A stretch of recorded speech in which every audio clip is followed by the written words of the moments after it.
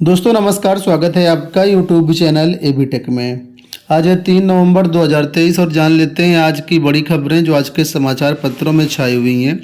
यहाँ पर जो भी न्यूज़ हम कवर करेंगे सभी समाचार पत्रों से ली गई है। सबसे पहले देखिए यहाँ पर अपडेट दी गई है, फिर बढ़ी एपीएस और सीधी भर्ती में आवेदन की तिथि। उत्तर प्रदेश लोक सेवा आयोग ने अपर निजी सचिव यानी एपीएस भर्ती परीक्षा 2023 और सीधी भर्ती परीक्षा में आवेदन करने की डेट एक बार फिर से बढ़ा दी है। 16 नवंबर तक अभ्यर्थी इन पदों के लिए आवेदन कर सकते हैं। वन टाइम रजिस्ट्रेशन यानी ओटीआर के सर्वर पर बढ़े लोड के कारण आयोग ने तिथि बढ़ाई है, जिससे अधिक से अधिक आवेदन हो सके। फिलहाल 10 लाख से अधिक छात्रों ने ओटीआर अपना रजिस्ट्रेशन कर लिया हुआ है। ओटीआर नंबर इनको प्राप्त हो चुके हैं और अभी भी पंजीकरण यहाँ पर जारी है। तो जो लोग अभी तक आवेदन नहीं किए वो अपना आवेदन कर सकते हैं, ओटीआर के लिए भी और एपीएस के लिए भी। यहाँ देखिए परिषदीय छमाही परीक्षाओं के लिए अपडेट है कि कॉपी पेपर के लिए बजट नहीं, कैसे होंगी परीक्षाएं। बेसिक शिक्षा विभाग ने कोविड काल के बाद इस साल से पुनः कक्षा 1 से 8 तक के बच्चों की छमाही परीक्षाएं कराने का निर्णय लिया है। इसके लिए विद्यालयों को 10 नवंबर तक का समय निर्धारित किया गया है, पर इन विद्यालयों के पास कॉपी पेपर छपवाने के लिए बजट नहीं है। इससे भी पसोपेश में है कि परीक्षाएं कैसी होंगी। उधर विभाग ने कोई बजट भी जारी नहीं किया है। तो यहाँ पर विद्यालयों के पास ग्रांट ना होने से परेशान है विद्यालय और कैसे परीक्षाएं होंगी एक बड़ा प्रश्न है। तो यहाँ पर देखिए जो विजय किरण आनंद है महानिदेशक जी, उनका कहना है कि कक्षा 1 से 8 तक की परीक्षाओं के लिए जो बजट है जारी किया जाएगा।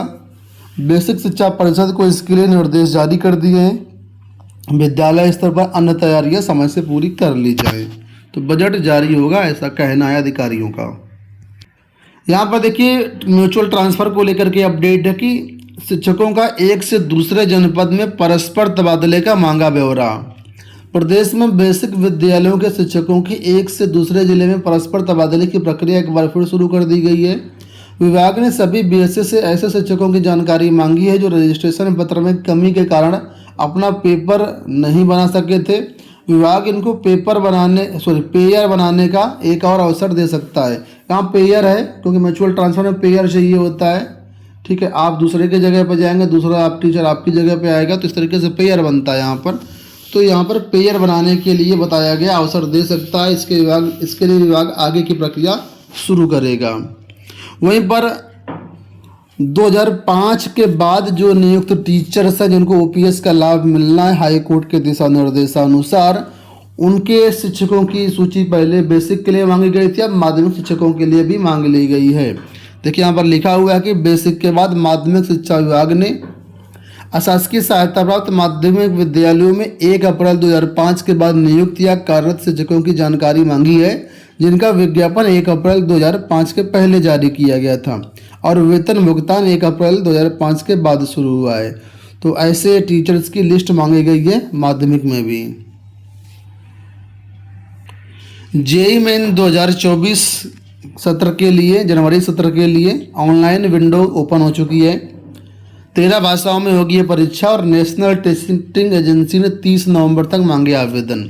तो इंजीनियरिंग दाखिले की जेईई मेन संयुक्त प्रवेश परीक्षा 2024 के जनवरी सत्र के लिए ऑनलाइन आवेदन की विंडो ओपन हो गई है। एनटीए की तरफ से इसके लिए 30 नवंबर तक आवेदन आमंत्रित किए गए हैं। इच्छुक अभ्यर्थियों को इस दिन तक आवेदन के साथ साथ ऑनलाइन फीस भी जमा करनी होगी। परीक्षा हिंदी अंग्रेजी समेत 13 भारतीय भाषाओं में 24 जनवरी से 1 फरवरी के बीच आयोजित की जाएगी। तो जो अभ्यर्थी जेईई मेन 2024 के लिए तैयारी कर रहे हैं, करना चाहते हैं, वो लोग फॉर्म भर सकते हैं। 30 नवंबर लास्ट डेट रहेगी। यहाँ पर देखिए अपडेट है बिहार में टीचर्स को लेकर के जो रिक्रूटमेंट चल रहा है और आने वाली भर्तियों को लेकर के लिखा है कि बिहार ने रचा इतिहास, 1,20,000 शिक्षकों को नियुक्ति पत्र। गांधी मैदान में नियुक्ति पत्र देते हुए सीएम ने कहा 1.5 साल में 10 लाख नौकरी देने के वादों को पूरा करेंगे और 1,20,000 की नई शिक्षक भर्ती 2 महीने में पूरी करने की भी बात इन्होंने कही है। तो इसके बारे में कल ही हमने आपको बताया था कि यहाँ के बिहार के मुख्यमंत्री जी ने ऐलान किया है कि अगले 2 महीने के अंदर नई भर्ती भी आपको देखने को मिलेगी। वो भी सरकार की कोशिश है कि 2 महीने में भर्ती पूरी करवा दी जाए। तो एक बड़ी खुशखबरी है नए अभ्यर्थियों के लिए, साथ में जो अभ्यर्थी यहाँ पर चयनित हुए हैं उनके लिए खुशखबरी तो है ही। इसके साथ ही बिहार से एक अपडेट और है, देखिए लिखा है कि अब स्वास्थ्य विभाग में जल्द खुलेगा नियुक्तियों का पिटारा। राज्य सरकार शिक्षा विभाग के बाद स्वास्थ्य विभाग में व्यापक पैमाने पर नियुक्तियों की तैयारी कर रही है। इस महकमे में आने वाले 6 महीने के अंदर डॉक्टर, नर्स के साथ ही पैरामेडिक्स के करीब 1.5 लाख पदों पर नियुक्तियां की जाएंगी। प्रदेश के उप मुख्यमंत्री सह स्वास्थ्य मंत्री तेजस्वी यादव ने पिछले दिनों ऐलान किया था कि स्वास्थ्य विभाग में 1.5 लाख से अधिक पदों पर नौकरी और रोजगार दिए जाएंगे। विभाग से मिली जानकारी के अनुसार उप मुख्यमंत्री घोषणा के बाद से अब तक करीब 4,568 पदों पर नियुक्तियों की अधिसूचना तकनीकी सेवा आयोग को भेजी जा चुकी है। विभाग की आधिकारिक जानकारी के अनुसार जिन पदों की अधिसूचना भेजी गई है उसमें फार्मासिस्ट के 1539 पद है, ऑपरेशन सहायक के 1098, एक्सरे टेक्नीशियन के 803 पद हैं और भी कई पद होते हैं। आने वाले समय पे यहाँ पर जो है 1.5 लाख स्वास्थ्य विभाग में भर्तियाँ होंगी।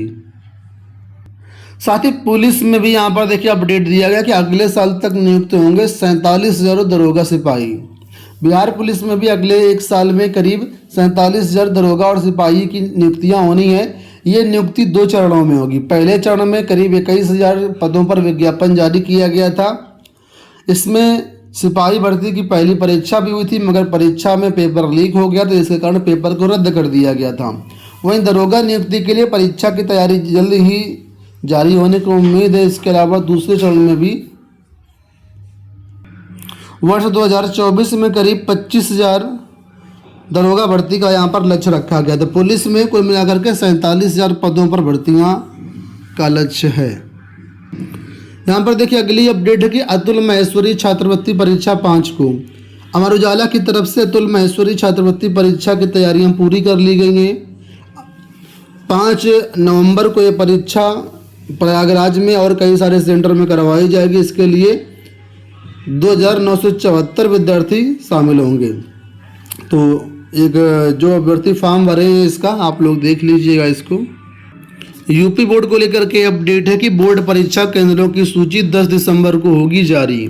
यूपी बोर्ड परीक्षा के लिए केंद्रों के निर्धारण की तिथि शासन की तरफ से बढ़ा दी गई है। परीक्षा केंद्रों की अंतिम सूची अब 10 दिसंबर तक फाइनल करनी है। इसके पीछे बड़ा कारण परीक्षा केंद्रों के भौतिक सत्यापन में देरी है। इसी को देखते हुए शासन की तरफ से भौतिक सत्यापन की तिथि भी बढ़ा दी गई है। सत्यापन में देरी के कारण शासन की तरफ से केंद्र निर्धारण की समय सारणी में बदलाव कर दिया गया है।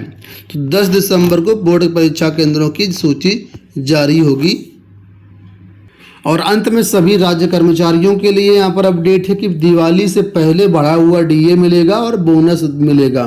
तो यहाँ पर आपको बता दें कि अभी फिलहाल ये में देखिए 42% डीए मिलता है और इसको अब 46% डीए किया जाएगा और ये 1 जुलाई से ही आपको डीए का लाभ मिलेगा।